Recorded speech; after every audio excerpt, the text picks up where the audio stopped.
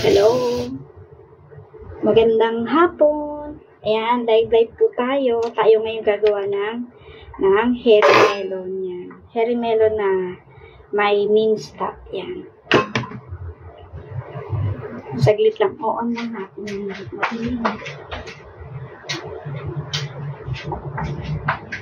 At napakainit dito. Ayan. Tatanggalin natin yung loob. Ayan. Ganunin lang natin siya, guys. Yan. Medyo matagal nga lang siya. Alisin. Kasi, siya yung, ayan, ganyan. Diyan natin lalagay yung ating, yung palaman. Ito siya, guys. Minced beef. Ito na mga nagawa natin. Ayan.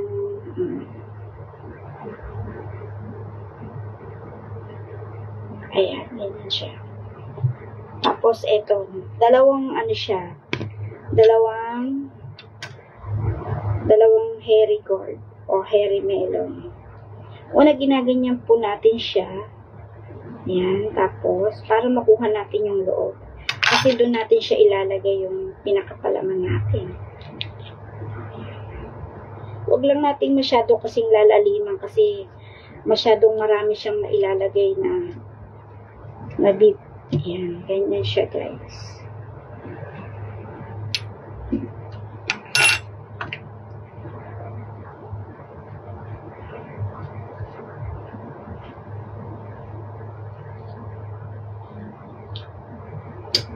Kasi yung minsan yung ilalim nasisira. Tapos pag nilagyan natin siya ng beef, yung hindi na siya pumapasok doon, wala na siyang harang sa ilalim.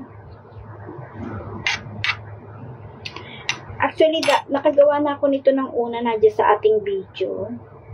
Tapos, natin siya, ibabalance natin ng 5 minutes para malambot po yung ating hairy gourd o hairy melon.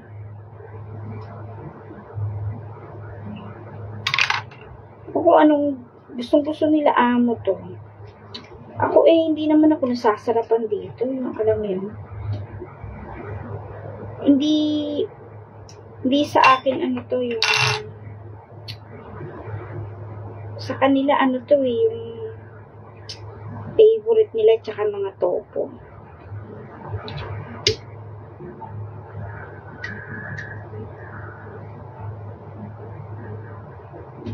Kasi sa akin tong gulay na to, parang walang lasa. Mas kakain pa ako ng tawag dito ng sayote kaysa dito.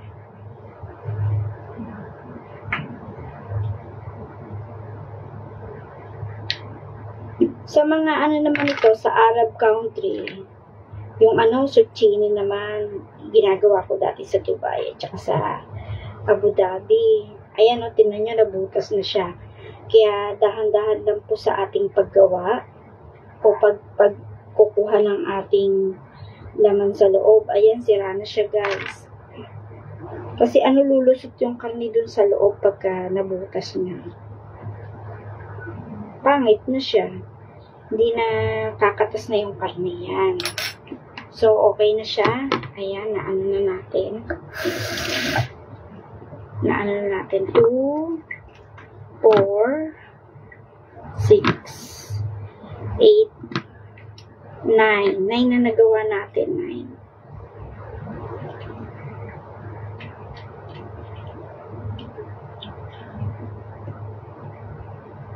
Ayan, 9.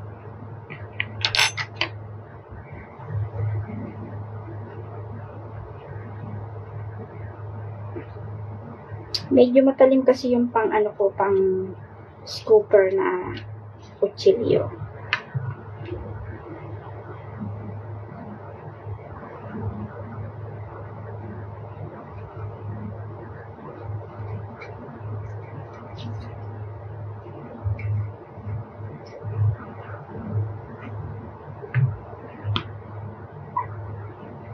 Medyo nalaliman natin. Mataba kasi yung mga hairy melon. Bawasan nyo guys pag mataba ang hairy melon, tips ko, para mas marami tayong mailagay na minced pork o minced beef. Ayan.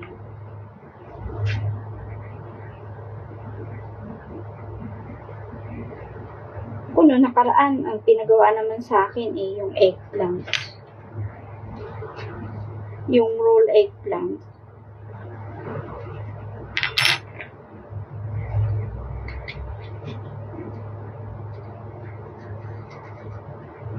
May mince din siya.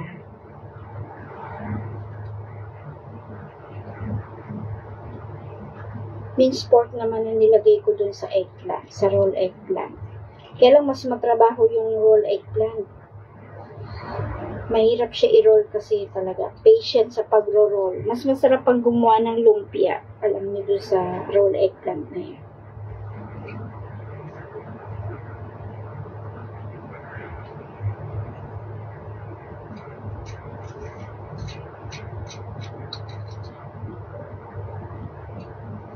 Kay chef talaga sa pagluluto no? Alam mo yon? Kailangan mahaba ang pasensya mo sa pagluluto. Tapos ma-creative pa. Ayan, tinan nyo, nabutas na yung dalawa kong hairy melon. Pag nabutas guys, ang tip lang, huwag nyo na siyang masyadong kakayurin. Huwag nyo na siyang kakayurin. Giliran nyo na lang siya. Tapos, huwag nyo nang alisin yung yung pinakailalim, pinaka-bottom niya. Stay nyo na lang dun yung pinaka-laman niya. Kasi gusto ko mas marami kong karning mailalagay, kaya nilalaliman tsaka nilalakihan ko yung niya. Marami kasi yung karni ko, guys. Ayan, para mas marami tayong karning mailagay.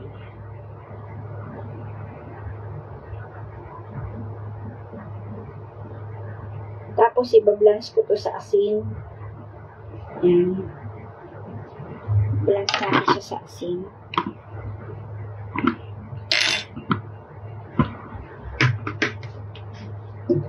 Maghihiwa muna tayo nitong ng ating spring onion. Lalagay natin doon sa minced beef natin.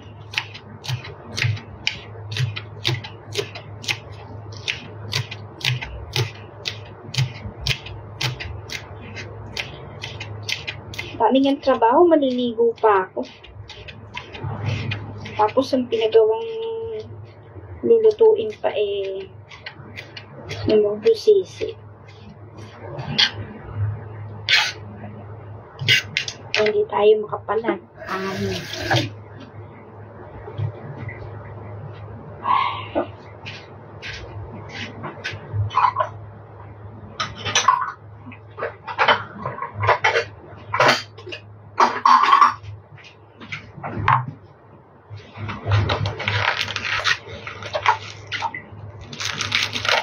Yung minced pork minced beef natin, hugasan muna natin siya. Tapos i-drain natin.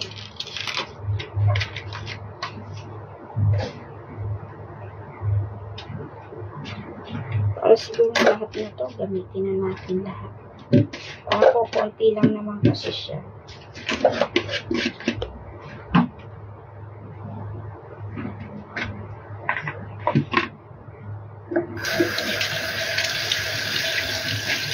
Binili ko yung yung mince na siya. Ang hirap kasi mag-mince. Ang mano-mano, sakit sa kamay.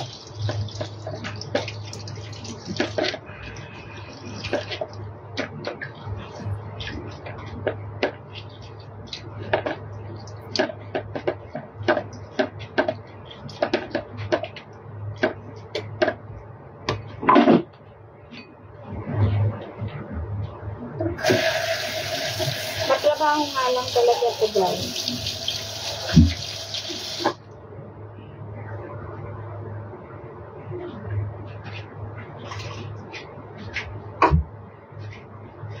Tapos, i-prepare na natin dito sa ating steaming plate. Ito yung steaming plate ko. Bagong bili lang siya.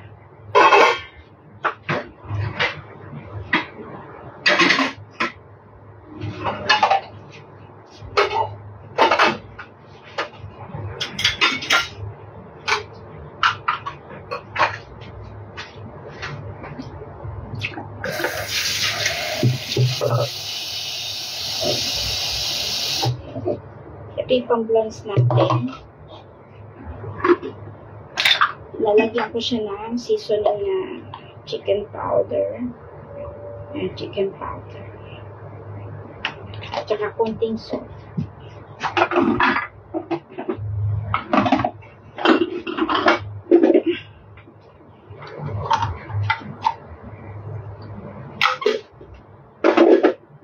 Ayan, blanch na natin siya.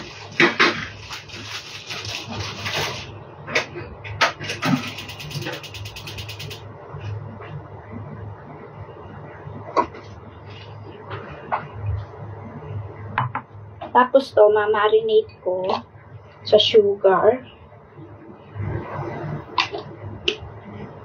Ayan. Kasi igigisa ko pa yan doon sa kawali para mawala yung dugo-dugo.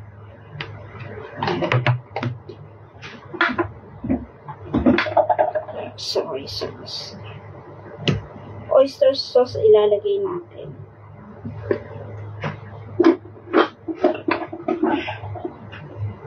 Cornstarch. Ayan, cornstarch.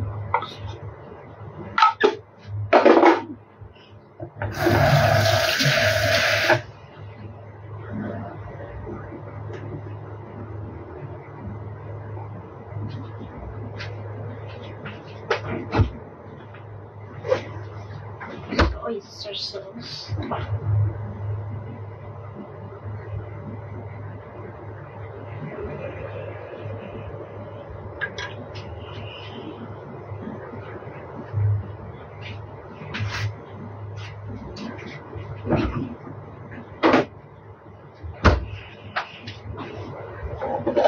Tsaka natin siya halo-haloin. Tsaka natin siya i-mix. Yan. Para lang ding ano siya sa lumpiang giniling.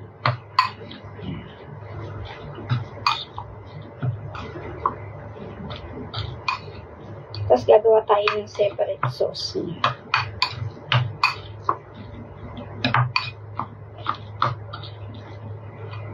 Hindi kasi ko nakakapag-vlog ito lately, mga siguro isang buwan. Gawa na walang pasok. Sa bahay lang kami. Wala rin luto. Bumibili lang si amo. Kaya hindi tayo nakapag-cooking vlog sa ating food vlog. Nalimutan ko pala oil. Diba sabi ko may nalimutan ako oil. Lagyan natin oil para medyo malambot yung texture ng ating karne.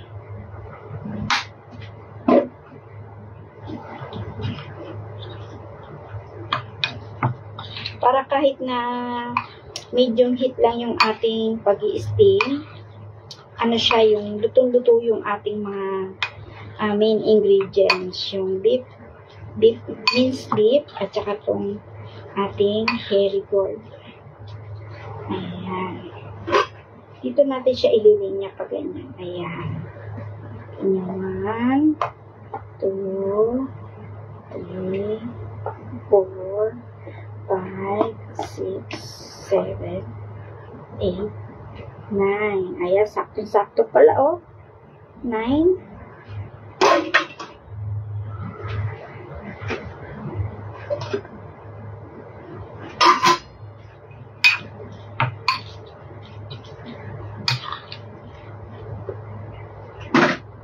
Hindi ko na siya lalagyan ng garlic.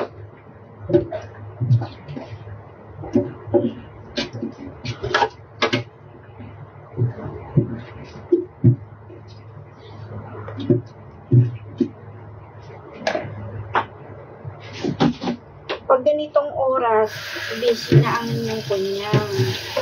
Kasi nagluluto, naglalaba tayo. At kasama raw dyan yung ni Amo. Yung kanyang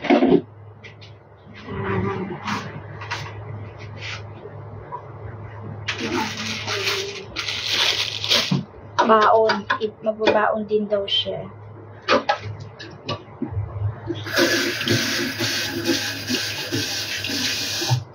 Ewan ko, hindi ko na yung gulay na.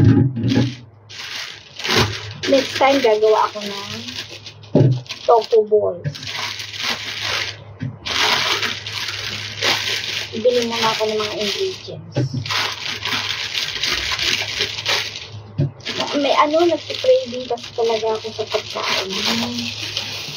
May gusto akong kainin. Alam mo yung para akong buntis.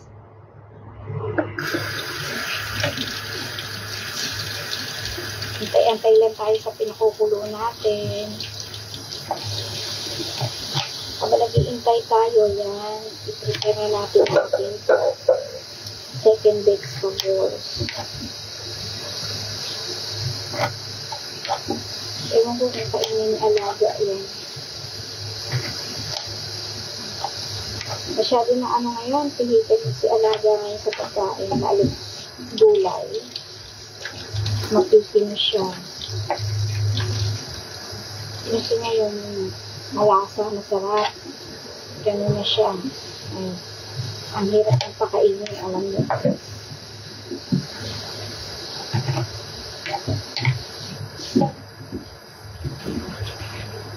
Favorite niya lang nakainin, ang alam niya lang, sushi.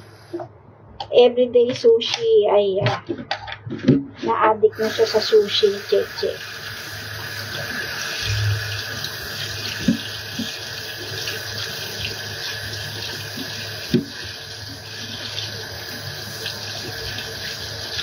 Ayun na, nagbo-boiling na siya. I-ano na natin siya. I-rice na natin.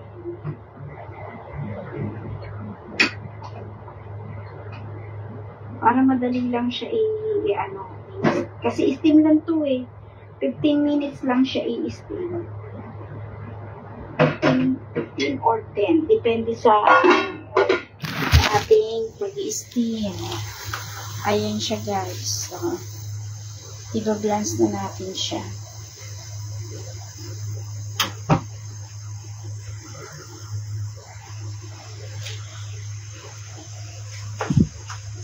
Ito yung ating minced beef.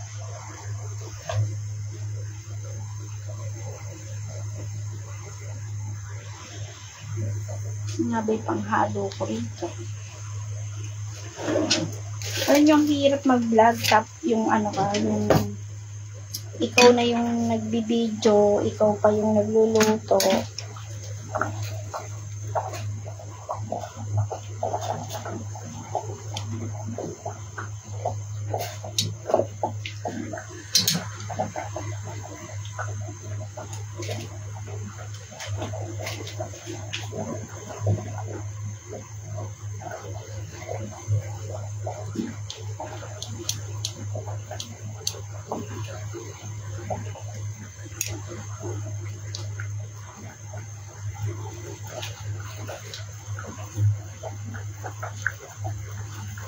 Ayan. Hintayin muna natin siyang luto at puurasan natin siya na 5 minutes.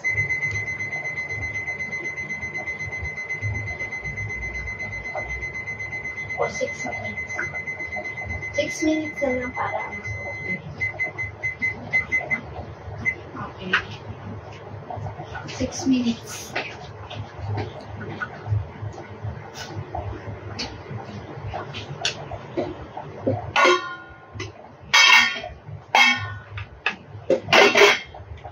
Sasaling ko muna to.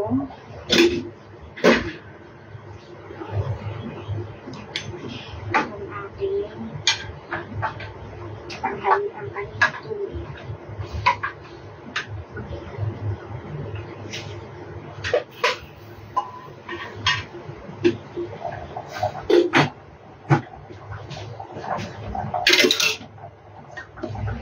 Ito muna natin ito. ilalagay sa taas.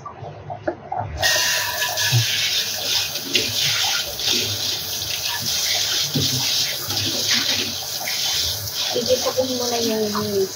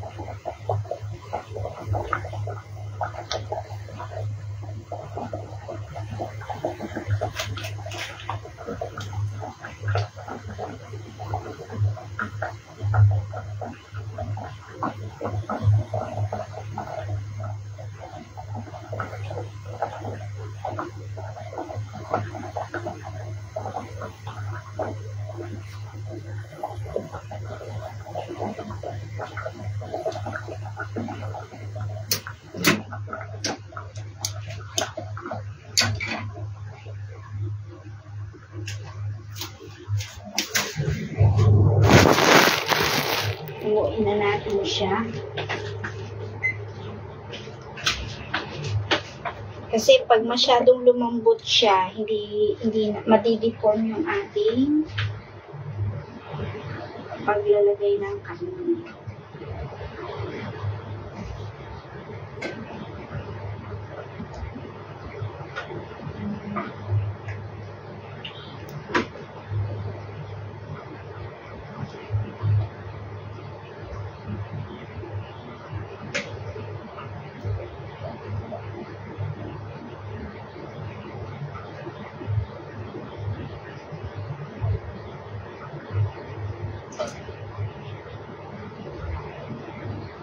Matrabaho nga lang talaga to. Para siyang yung dating video ko na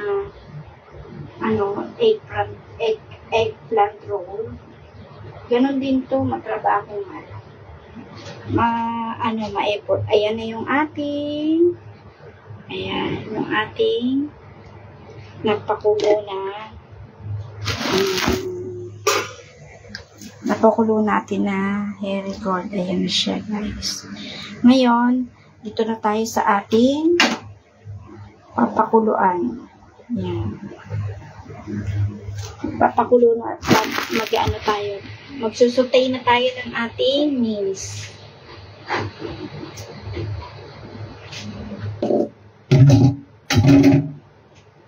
Kailangan natin magsutay. Magsusutay tayo ng ating fillings.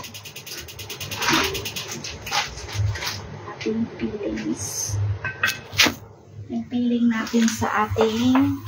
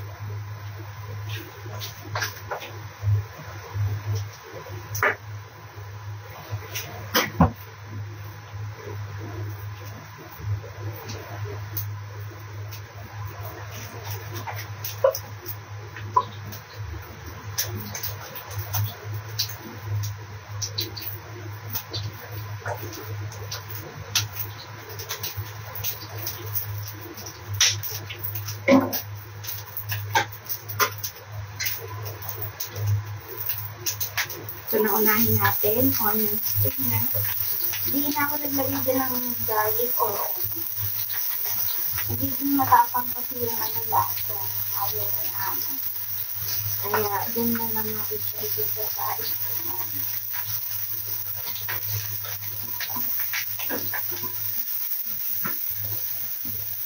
Kaya, mabango naman siya actually, guys. Ayan. Nextan natin to ating mince.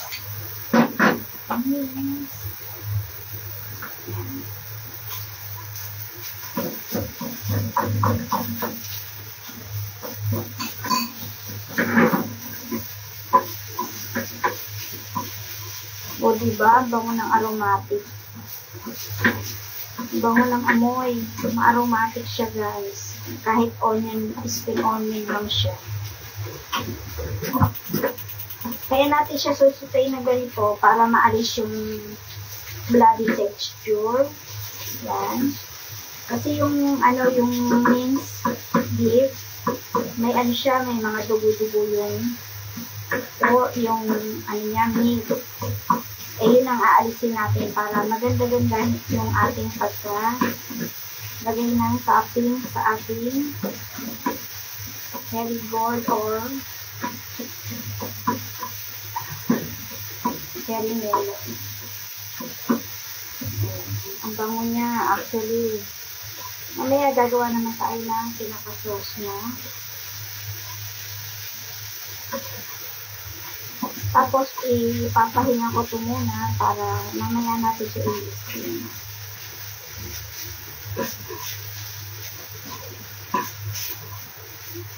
Kasi hindi pa siya pa ngayon. Mamaya pa siya.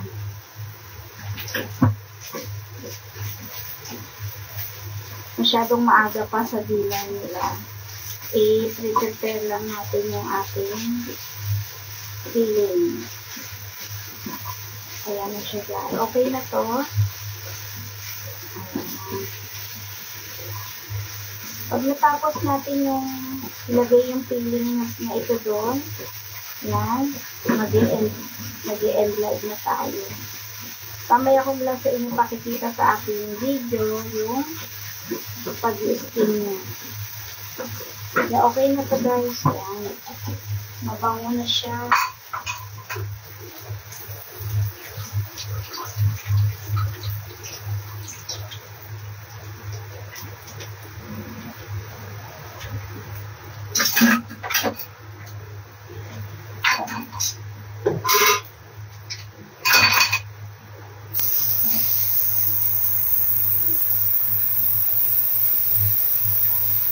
Grabe, ang bango, promise.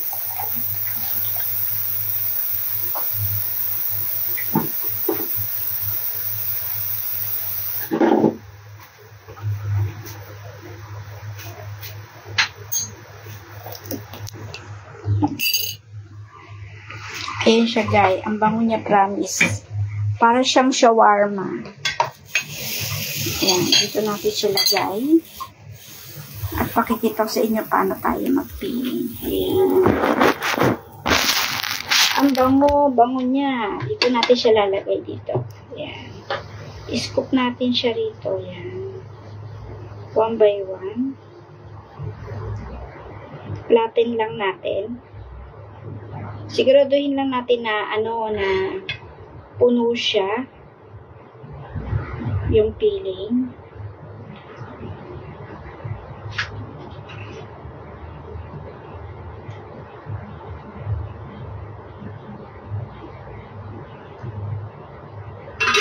Ang bango niya, guys, promise.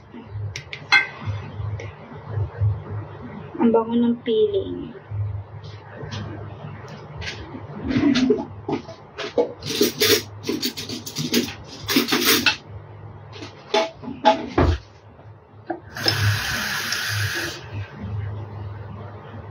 Oh, naglolo connection pa tayo, ah. Huwag naman ngayon. Minsan lang tayo nag-live, eh. Huwag mo nang ilo connection. Ayan. I-ano natin siya, i-compress natin para full tank yung loob. Yan, para punong-puno siya, sulit yung pagkakalagay natin ng means sa loob.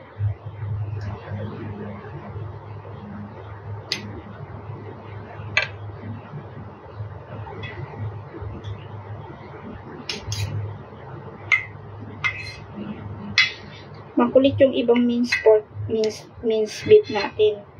Nahuhulog. Ayan. I-press down nyo lang mabuti para sure na ano siya, siksik yung laman. Para pag in-steam natin, marami siyang laman at hindi siya empty yung ilalim. Yan. Yan po yung sikreto.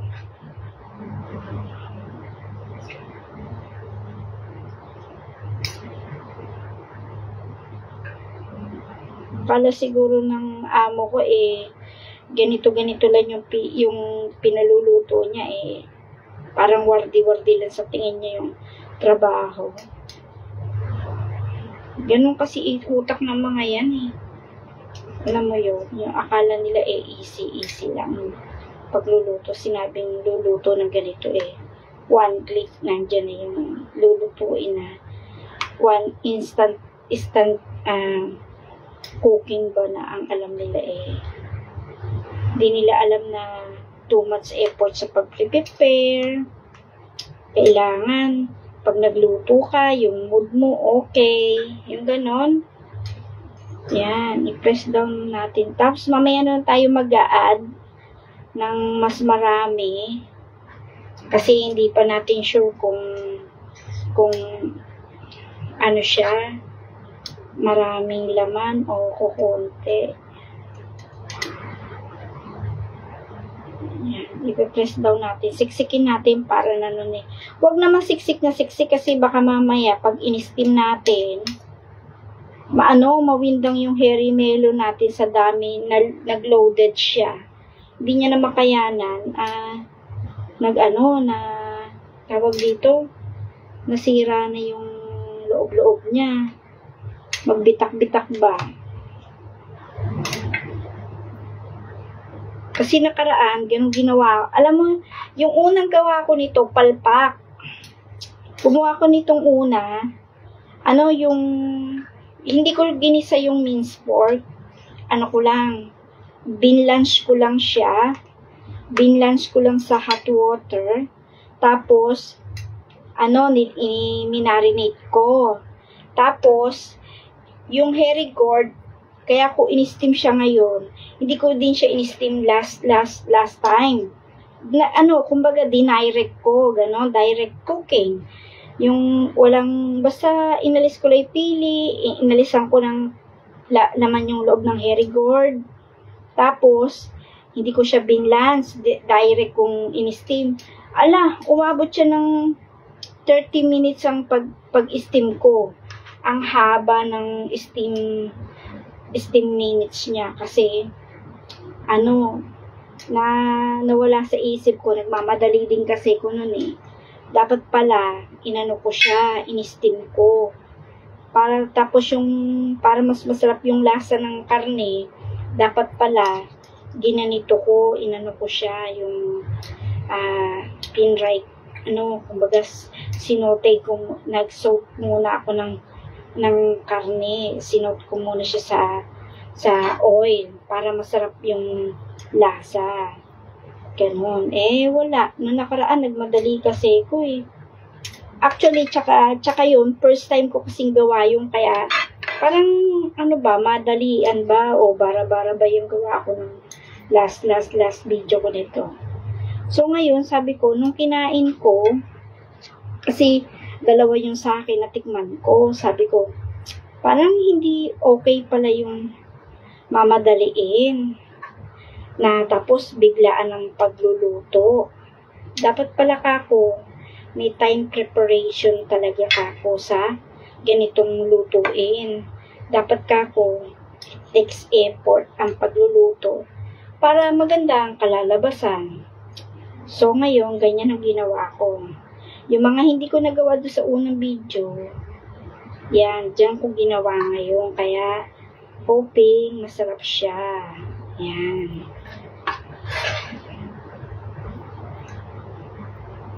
Nagmadali kasi ko nakaraan actually talaga. Di ko alam na mas mai-improve pa pala ako dito sa gagawin kong ganitong pagluluto. Mai-improve ko pa pala yung ating preparation skill. Dapat din pala may effort din tayo sa preparation natin. Hindi basta pag sinabing magluluto ng ganito, luto na agad, diba? Ayan. Isang plate ng mince, nagkasya siya. O, diba? O, ang sarap ng luto.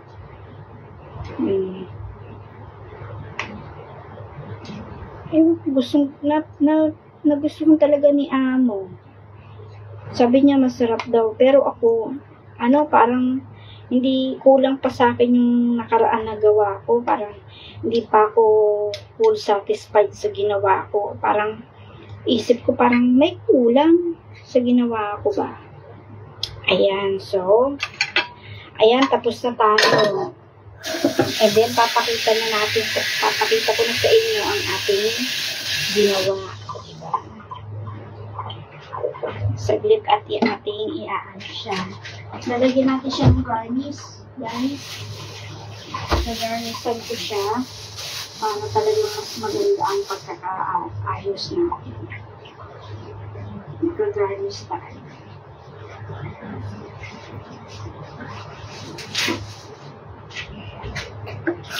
Mas masarap kasi pag may dekorasyon. Alam niyo na.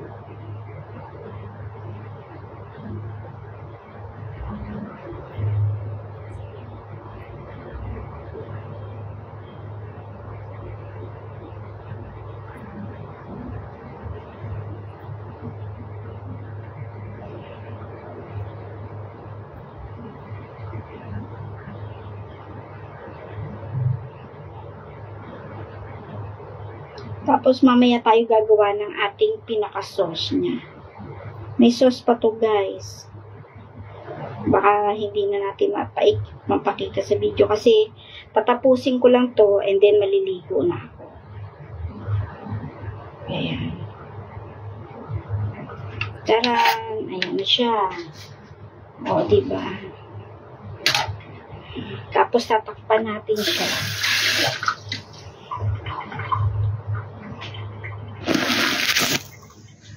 Ito siya, guys. Ayan. So, diba? Amazing. Amazing ang ating pagkakagawa. Ayan. Dito natin siya para makita nyo mabuti ang ating pagkakagawa. Diba? O, ayan. Mamaya natin siya i-steam and it's done. Ayan. I-steam na lang natin siya ng mga 8 minutes mamaya kasi luto na yung minced beef at saka yung ating hairy melon o hairy gourd. O, paano guys? Bye-bye na. Ayan, bye-bye.